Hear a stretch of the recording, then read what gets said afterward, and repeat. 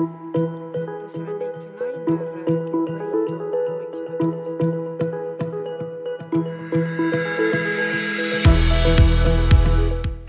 ma olen Katariina.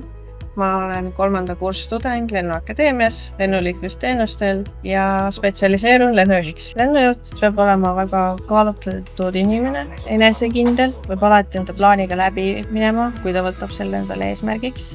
Nad on väga kiired otsustajad, sest kõik on ainult sekundite küsimus ja alati peab rahulikuks jääma. Põhjaotsooniga VFR 2 jalga või madalamal. Ma olen Lasse, ma olen Lennuakadeemia tudeng. Ma õpin ATS erialal lennuliiklusteenuste spetsialistiks. Spetsialist on väga suur tugi just nimelt lennujuhile ning üks osa süsteemist, et lennujuht üldse saaks kvaliteetselt oma tööd teha.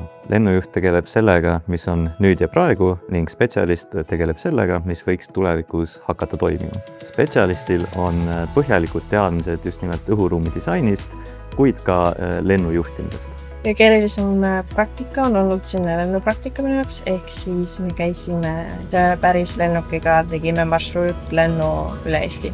Lennuakadeemias on väga äge õppida, sest meil on individuaalne õpe ja meil on väiksed kursused.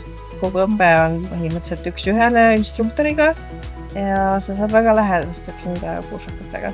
Ma lennujuhita ei oleks mitte mingit lennuliiklust, sest me oleme need, kes teostavad reaalselt seda, mis õhus toimub, et ilma meie loata ei tõuse mitte ükski lennuk ega maandu, et me oleme selle kogu süsteemi võti põhimõtteliselt.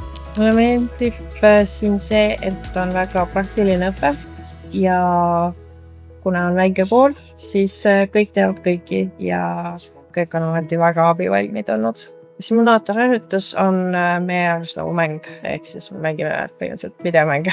Kui on simulaator, siis me oleme instruktoriga kahekesi. Mina teen mingeid asju, kui on mingi viga või mingi idee, mis ta soovib meile edasi anda, siis läheb mäng pausile ja siis me kahekesi arutame asja läbi.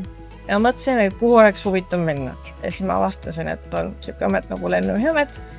Ma käisin lennujuhti varjutamas ja sellest hetkest saati ma olin väga sillas ja ma otsisin, kus saab õppida lennujuhiks ja siht oli selge ja siia ma tulin.